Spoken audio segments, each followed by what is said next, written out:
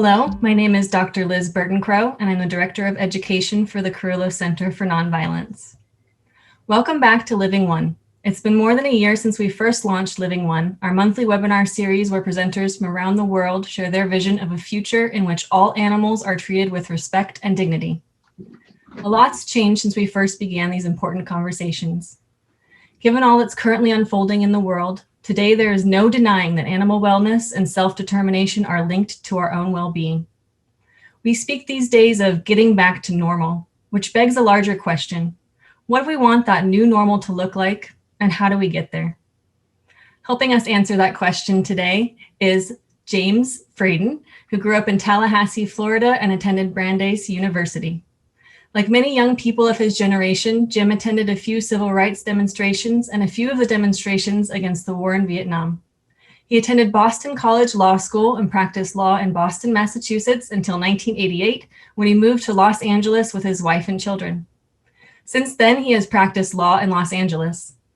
Jim met his wife, Deborah Elliot, in college in 1966, and they have been partners ever since, growing together into vegans and supporters of animal rights. In 1997, Jim and Deborah realized that selected feature films could assist in education. Together, they founded teachwithmovies.org, which quickly became one of the most frequently used websites on the internet, showing teachers and parents how to use film in the service of education. Currently, the site contains curriculum materials for more than 450 films covering most subjects taught in K through 12.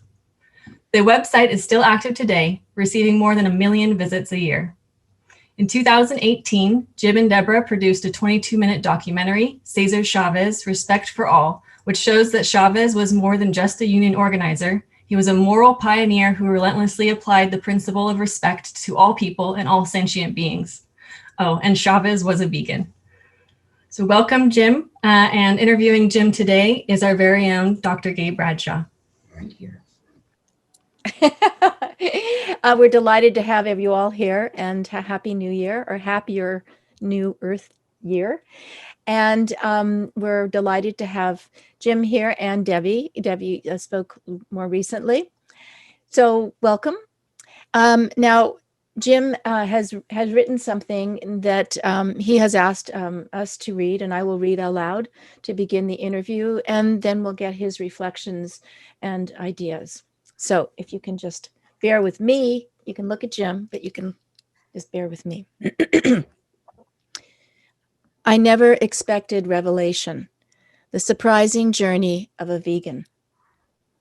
I never sought spiritual revelation. I never desired it. Surrounded by people who led happy and productive lives without strong religious feeling, I was surprised when revelation grabbed me, lit up my world, and gave me a new place in the universe. I was not looking for change. Indeed, before revelation, I was happy with a secular humanist outlook. Revelation has not altered those beliefs. Instead, it has added a profound level of emotional, philosophical, and yes, religious experience. In revelation, I have discovered a brotherhood, the existence of which I only dimly suspected and never understood.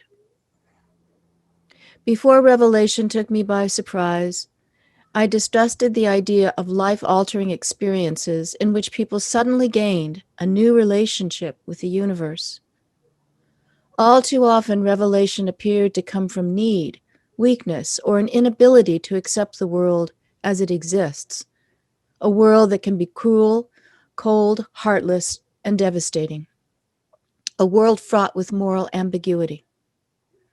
As shown by the cruel and bloody history of religious extremism, there are many who claim spiritual revelation, but whose beliefs are so precarious and insecure that they will hurt others who do not share their ideology. I knew that spiritual revelation would come from love and caring, but I never expected to experience it myself. My revelation came not from thought, nor in a flash of insight, nor in a flood of emotion enhanced by the swell of music.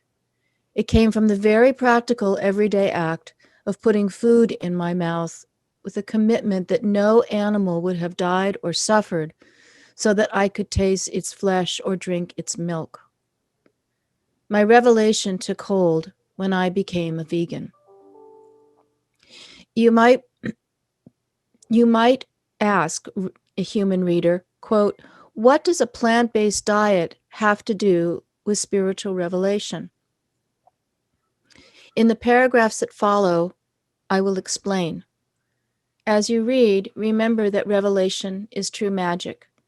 It often comes from the most unexpected places.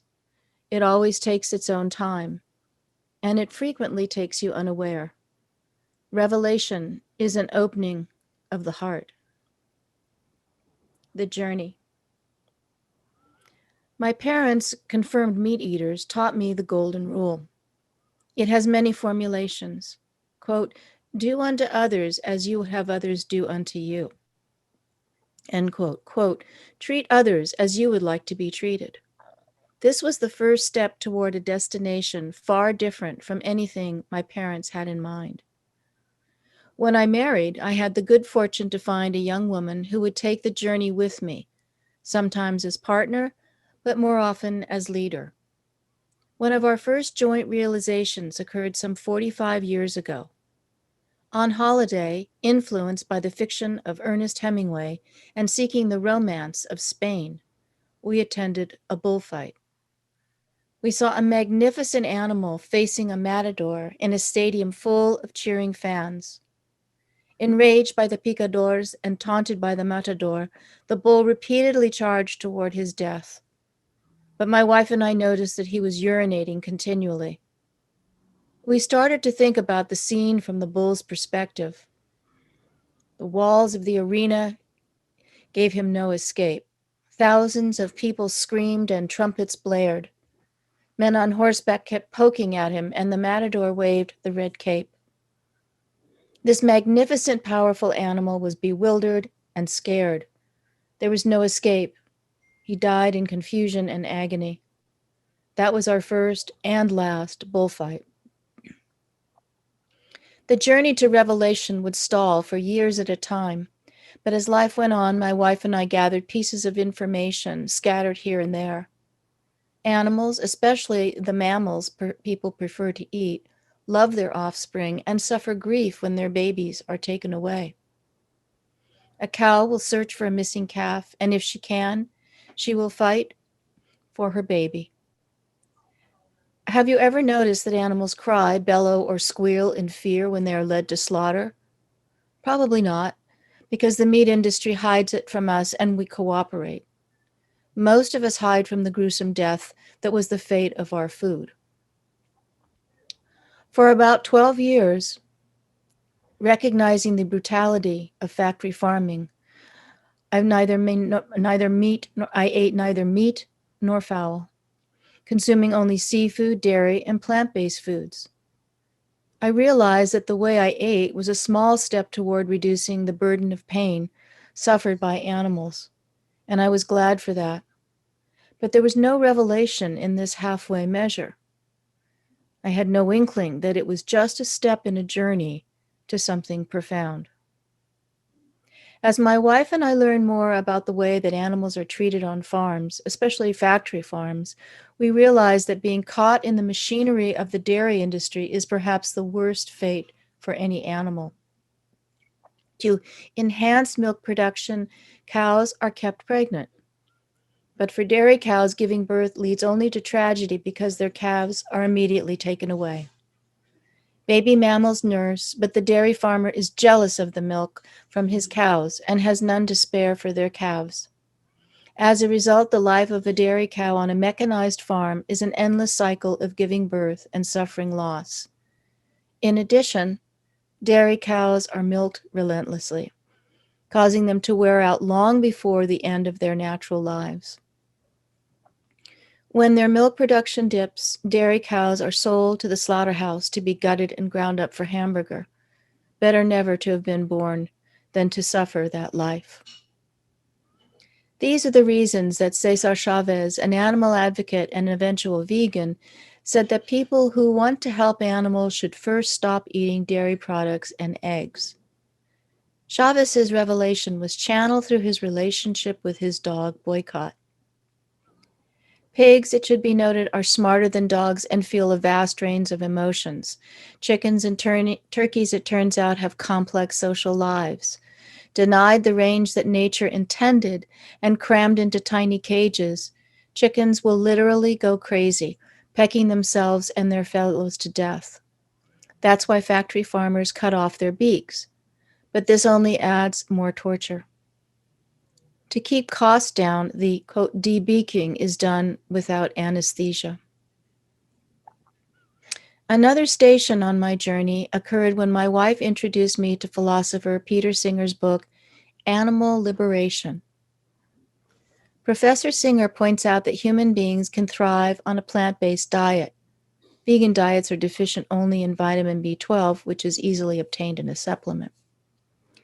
This means that we kill animals for food only because we like flesh, the taste, and the texture. Professor Singer advocates a vegan diet as an ethical necessity, arguing that since a plant-based diet is nutritionally adequate, we shouldn't exploit animals to eat meat or consume dairy products.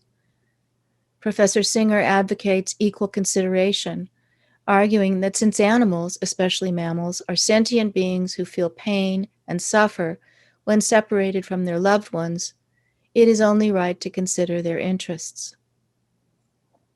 He points out that torturing and killing animals because we like to eat meat and milk elevates the most trivial of our interest, taste, and convenience above the most vital of theirs, avoiding misery and remaining alive.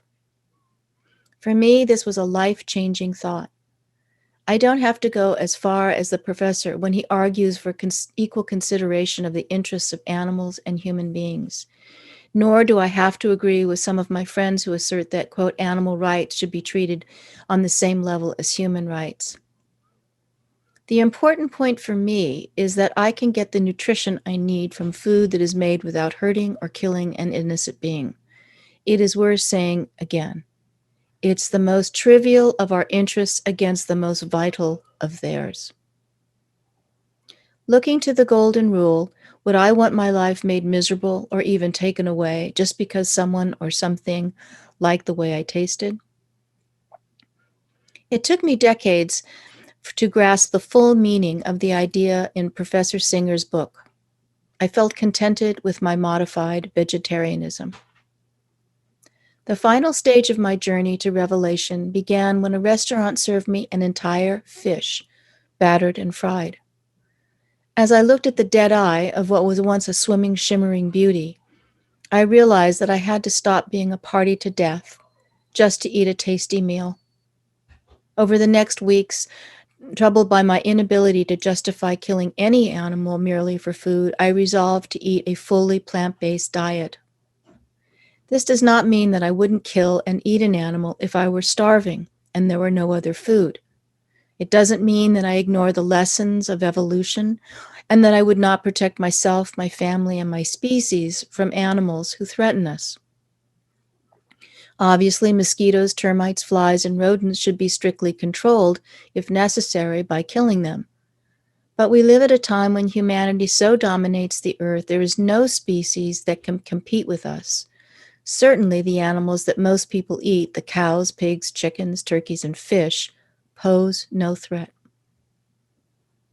Opening my heart, and then soaring. My wife says that the suffering of people and other animals has a weight that drags at our souls, but that we have learned to ignore its burden. When we view animals as commodities to be killed or living machines to be milked, we deny the fundamental similarity of life in all animate beings. In order to taste flesh or eat cheese, we cut ourselves off from a natural fellow with other sentient earthlings. And what do we do to our children, most of them who have a natural empathy for animals? When we insist that they eat meat, we make them bury their feelings in some walled-off portion of their brain. At first, my thrice daily ritual of eating food that wasn't tainted with suffering and death was merely a discipline. However, after a few weeks, I realized that a tremendous weight, a weight of which I had never been aware, had been lifted from my shoulders. For days, I felt incredibly light, no longer carrying on my emotional back the suffering of sentient beings killed for my food. I didn't realize it, but revelation was coming. And then, a month or so later, my heart suddenly opened up to all living creatures. I realized that my loyalty lay with all the striving, wriggling mass of living things in all our incredible diversity, in our adamant denial of entropy. The thought came to me that I was no longer separated from my fellow travelers in life by the willingness to torture and kill for food. Heart and soul were united, saying, "There is enough pain in life in dying. I won't add to it by eating my brothers and sisters in living." No longer separated from other animals, I was pulled up by revelation, and my consciousness seemed to explode and expand through the universe. My entire relationship with the world had changed. There was joy and happiness just in being. The quantum of love that I could give had expanded 1,000-fold.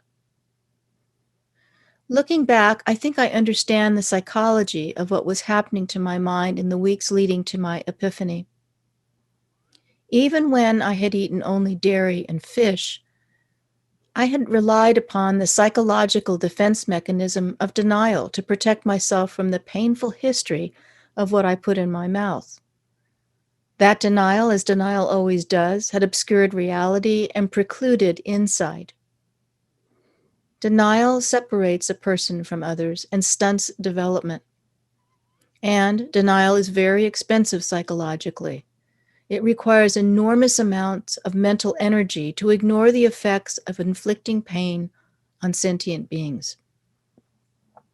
Despite the fact that, as a pescatarian, I was helping to reduce the number of farm animals slaughtered for food, the act of eating fish or dairy required immense mental energy to block out what I knew was happening to my food before it was killed or milked.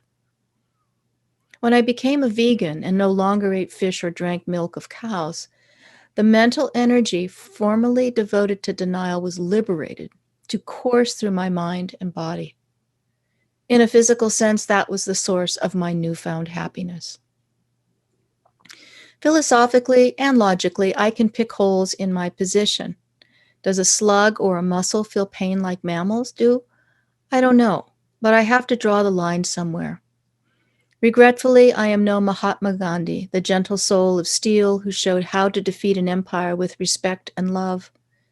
He agonized over killing a single mosquito, but I am willing to eradicate billions of these insects. I will poison termites that eat wood in my house. And what about the indirect effects of development when animals are displaced for farms, houses, roads, factories, or parks? And then there are the moments of weakness, when fatigue and the lure of milk chocolate defeat my discipline. These are issues that I worry about, but I'm not smart enough or pure enough to avoid being inconsistent. In my 7 decades, I have learned that life is seldom a matter of absolutes. I don't know of any animal that can exist without impinging in some way on the lives of others.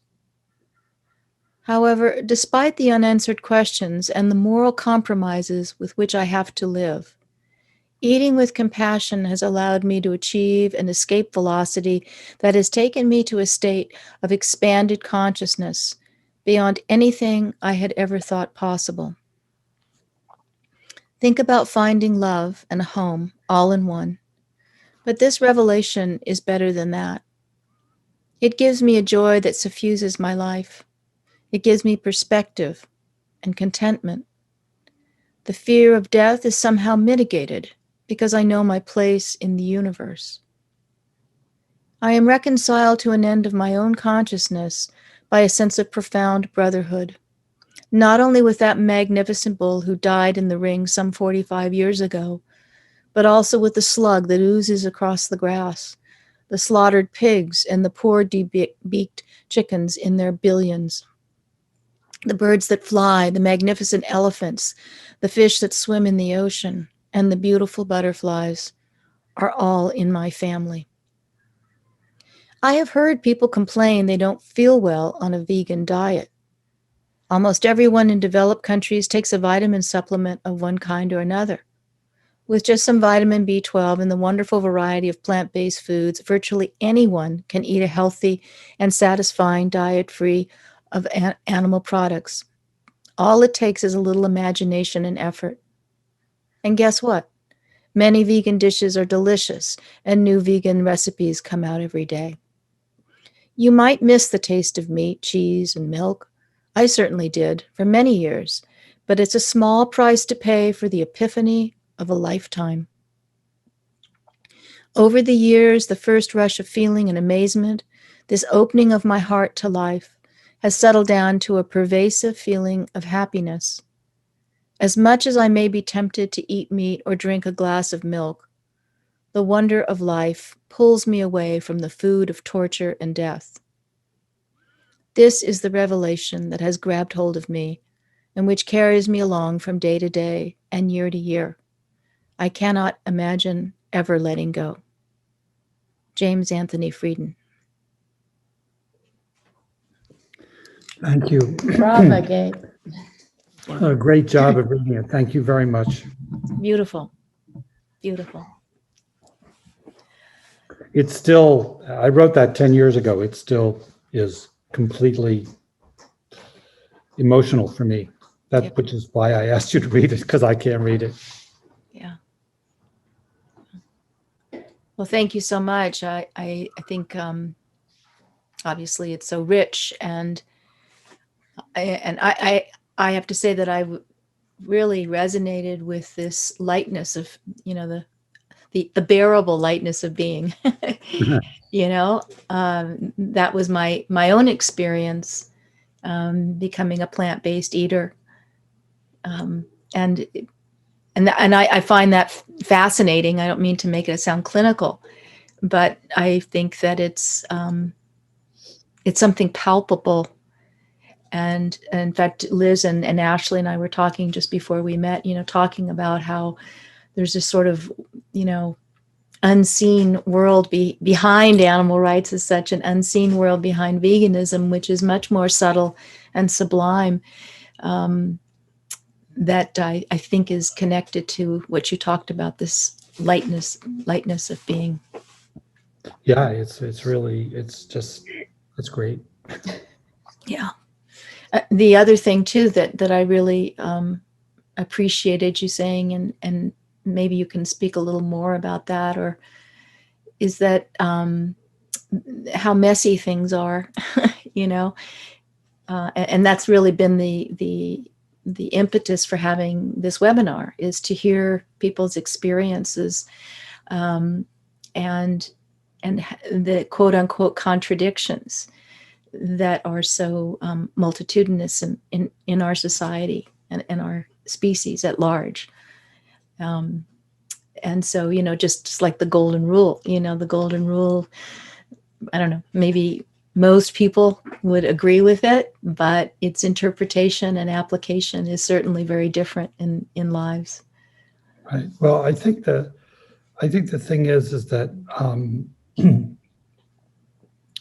we all have to go down to our core, especially when you're talking about eating and changing the way you eat.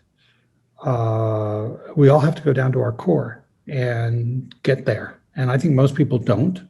Most people don't think about it, but we have to get there on our own way, in our own way, each in our own way. And so, and I think, while I think we have to recognize that there is work to be done to evangelize the message of plant-based eating. I think that we have to recognize that it's a very personal thing, and everybody gets there in their in their own way.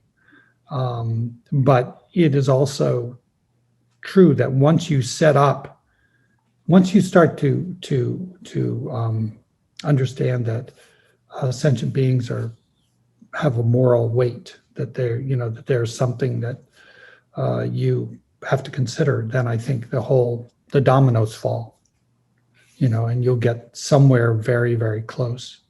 But if somebody decides that they're not going to eat beef, or somebody decides that they're not going to drink milk, or somebody decides that they're not going to eat chicken. That's all good. It's just a step in the way. And if that's as far as they can get, then that's sad, but that's as far as they can get. I mean, they won't get the epiphany. They won't get the lightness of being. Now, you said, I can't remember if it was before we began the interview, you said something quite provocative. You said, I'm not an animal rights person, or I'm not an animal rights activist. What did you mean by that? I'm a speciesist.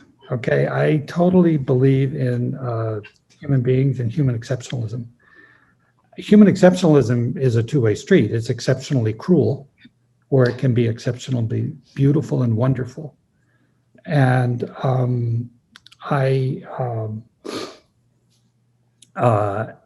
I don't believe that animals have rights. I don't believe that people have rights, except people don't have rights except that we give it to them by consensus, or give it to ourselves by consensus. So, but I mean, you do the classical question, well, there's a lamb in the water drowning, and there's a person in the water, a baby or something, or a person in the water drowning, maybe Donald Trump drowning, Mitch McConnell drowning, and who are you going to say? Random examples. Oh, well, they're picked for a reason. I mean, I despise these people, but the point being that I would save them before I would save a lamb or 20 lambs, because the possibility for true redemption is full with them. And even though they may not ever realize it, but that's my emotional position. And I disagree with somebody who says, no, they'll save the lamb rather than the baby. And I know people who say that, people I love and respect, but I don't agree. I think that I think there's an element of truth in the great chain of being, and I understand that the uniqueness of human beings is a lot in our technology, in our digits, in our ability to manipulate concepts and things. What separates us from a whale? Really not much, but it's got to be in the digits.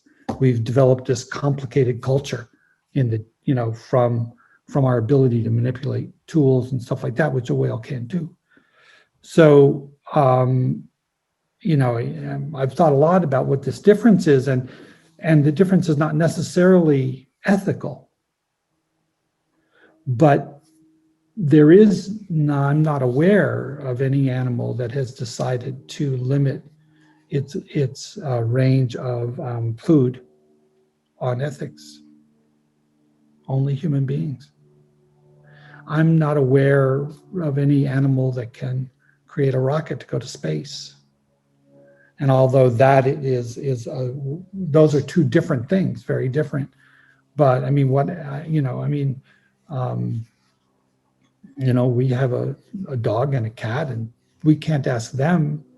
We feed them as much vegetable stuff as we can, but especially the cat, they can't deal with that, so far as I can tell. So anyway, I think that human beings are exceptional, and that's my core. And I think that, and it's exactly from that exceptionalism that gives the responsibility to be vegan. Now, challenge me. Tell me where I'm wrong. You're wrong. Can I say something? I think we just need to get a really smart bonobo or chimpanzee to devise a way to rescue the lambs and Donald Trump. What happens afterwards, I don't know who's going to decide. The Sophie's choice, huh? Well, you rescue Donald Trump and you say, okay, now go rescue the lamb or I'll throw you back in. Right, exactly. Well, what I was going to say is, you were talking about that, our exceptionalism as a species, for example, rockets and, genocide, things like that. But that's not all humans. Not all humans have created rockets, nor have they participated in genocide. So essentially, it's a particular strain, if you want to call it, of humans that is now epitomizes, it's been globalized. And so that's kind of a subset. And when you look at, for example, and again, these are generalizations, but a lot of indigenous peoples, humans, never did that. Now, again, it still lurks, that's colonialism. The reason why they didn't create rockets or computers or things like that was because they weren't smart enough. Well, people don't say that now because it's not politically correct. But still, this imprint of that white Euro, whatever you want to call it, the honkies are smarter. And it's like they're smarter, they're better, they can do that because they have digits and and they do these creations of cathedrals and everything. But if you look at, say, for example, the indigenous, why didn't they? I mean, they certainly have all of the, machinery, brains, whatever you call that we, quote unquote, I'm Euro-American. So why don't you think they did? I mean, in my mind is that what's the difference? And they also did not create rockets that have destroyed our planet. Well, right. And the question really in my mind is they didn't create factory farming either, or farming at all. I mean, people talk about factory farming, but frankly, regular farming is pretty horrible for the animals. Right. So the question is, but I, this whole thing of being a vegan is very much Western culture, ethics. Hinduism, Buddhism. Well, but that's not where I get mine or you get yours. I mean, or very, very indirectly. I mean, I think that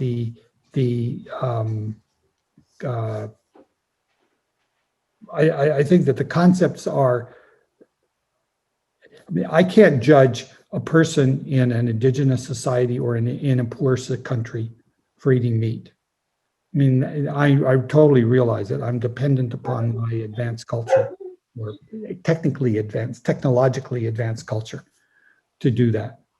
So I really think, it's a very, I don't think it's a universal, I think it would be universal for all people who are completely comfortable and food safe, but I don't think it's a universal value for all human beings.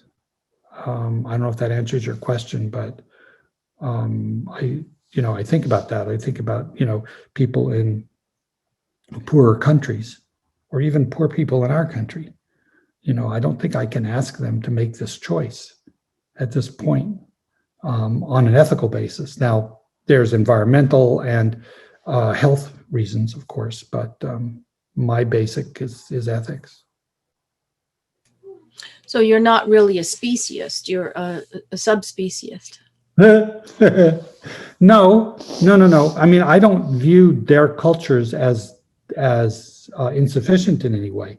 I mean, I think the indigenous cultures, if we had left them alone, are totally fine. They have their own development and their own way of dealing with it. And I have no real problem with people who eat meat occasionally to supplement their diet. I guess I'm finding your exceptionalism exceptional in the sense of that. It sounds like you're law. Yeah, you told me to go after you, so that's why I am. Please do. So, so what I mean is to say is that you named, or it seemed that you were naming these certain kinds of qualities and cultural tendencies, propensities, rockets and technology and things like that, as positive, and then you also did say how cruel we were, developing factory farming and things like that. But aren't you really talking about exceptionalism is something that is really out of step with your ethics, in the sense of that it is something's gone awry? I mean, there were American Indians that never did this. And then my contention, and if there's indigenous people here might want to say, that's a generalization. But I think it has to do at a larger level, is that our exceptionalism is self-proclaimed. And it's kind of a self, what do you call it? A self-fulfilling prophecy in that sense. I agree with your criticism. I think that and it's not a criticism, it's an observation. Critique. But I agree with it, because I know that this is all coming from my particular culture, right? And I don't judge those other cultures. I can't judge them. Someone from my culture, who's well off financially and who doesn't need, I think that it's an ethical failing for them not to be vegan. But I also think that I can't say that to somebody in another culture, who's not nearly as wealthy, who might not be as nearly as technologically wealthy as we are. So I agree, and I think that in terms of assessing value, I think that the decision to become a vegan is an ethically superior thing to do. That's why I do it, trying to be the best person I can be.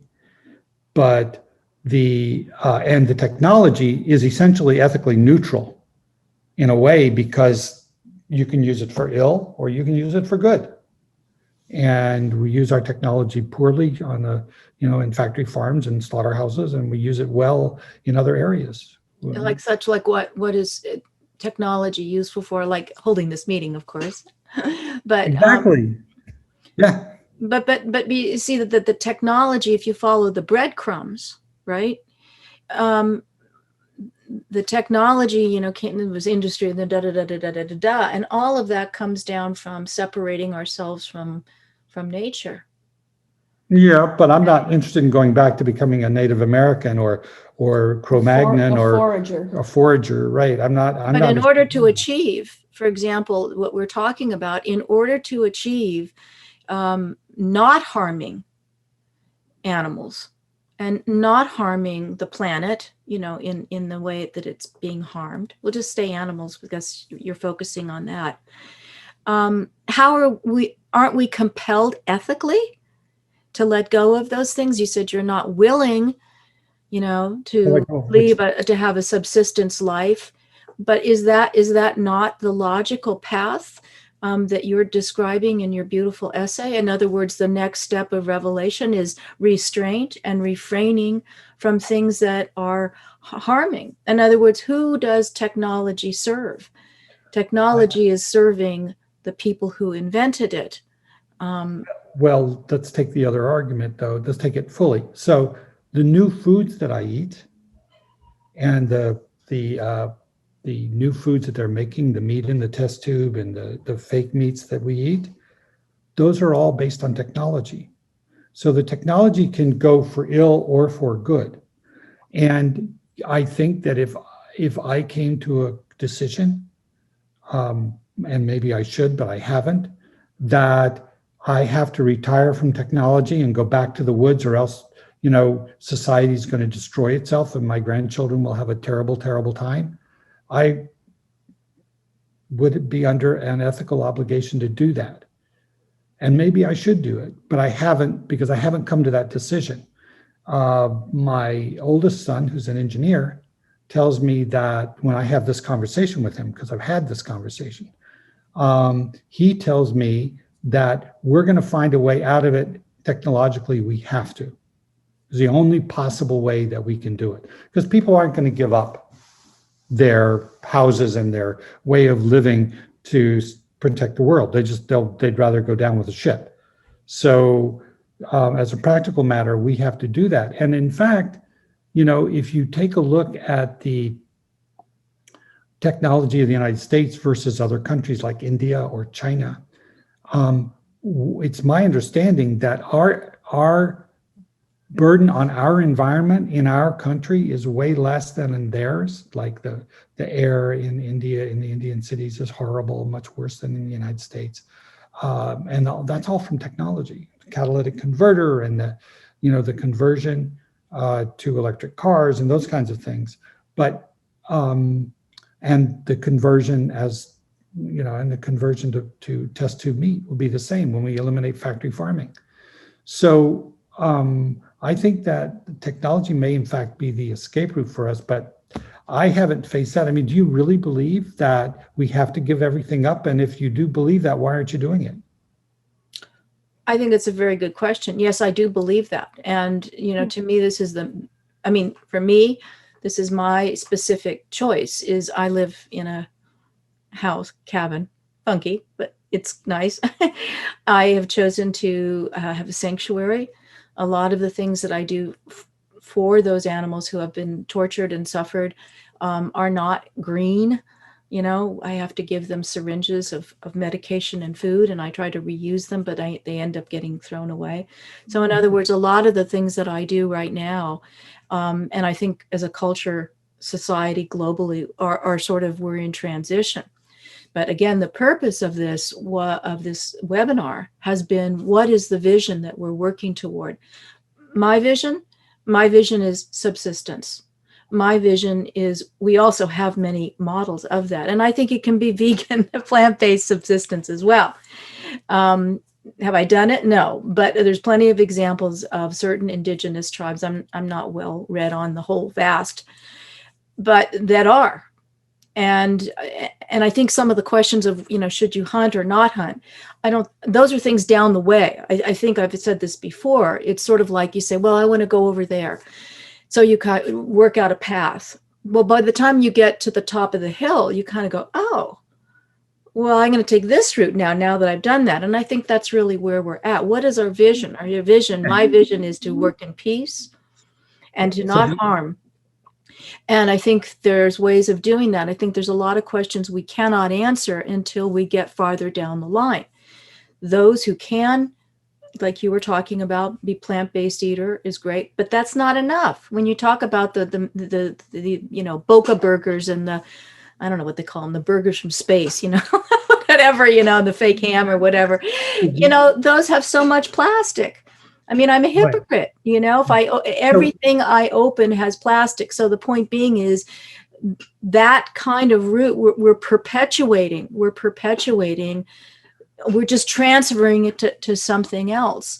And I do think that, again, understanding our roots as such, in the sense of as another animal, and understanding how animals, wildlife really function, is a very good model for us to be able to have as a vision as we go along the way.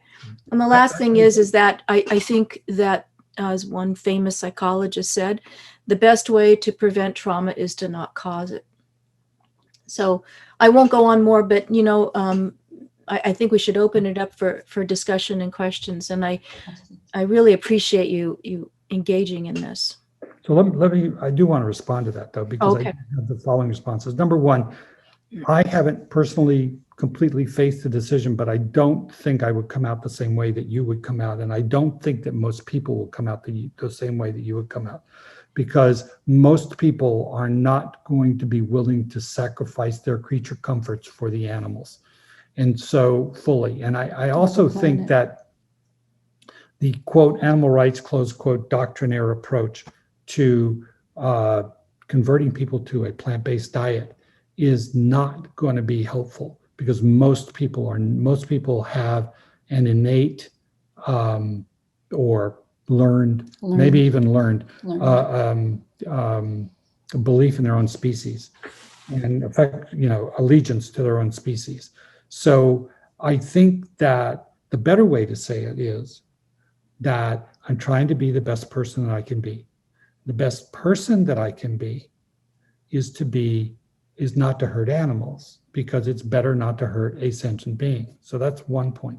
But the second point, a more fundamental point that I would make in response to what you're saying, is that it is not possible to put the genie of technology back in the bottle.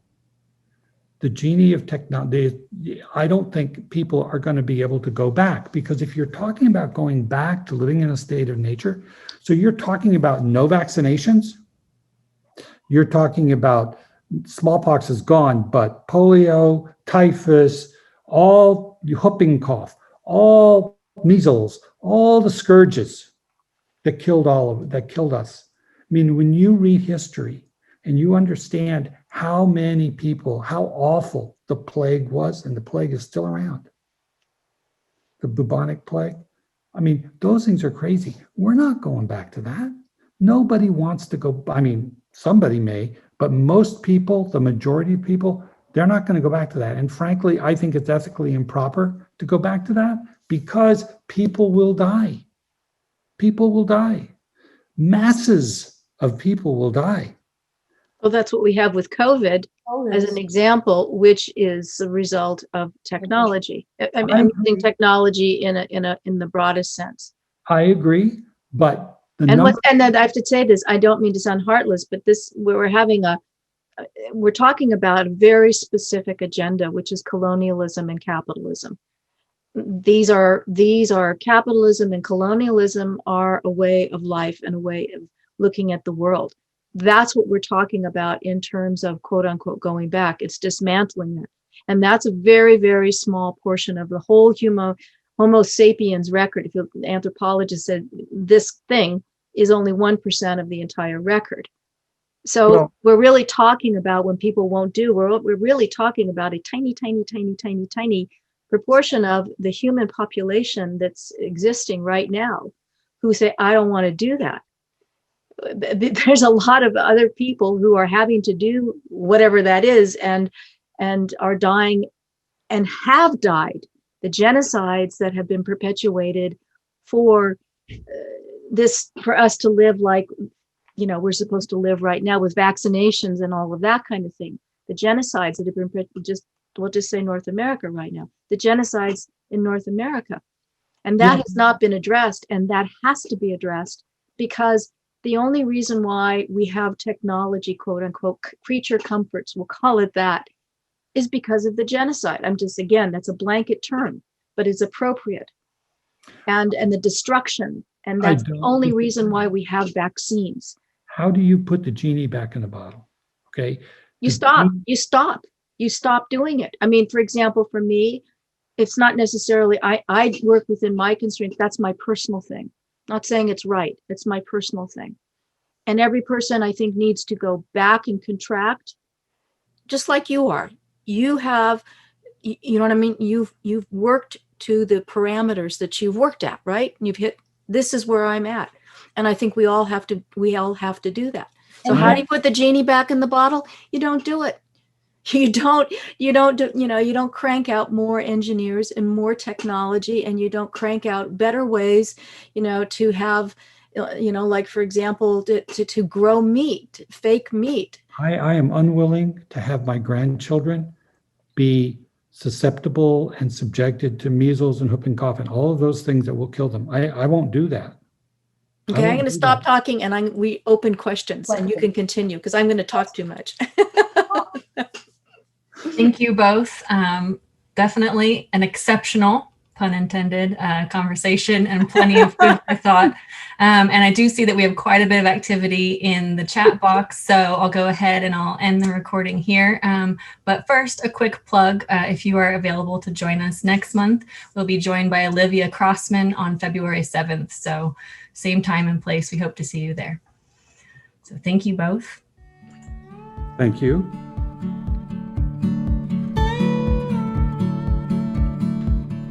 you.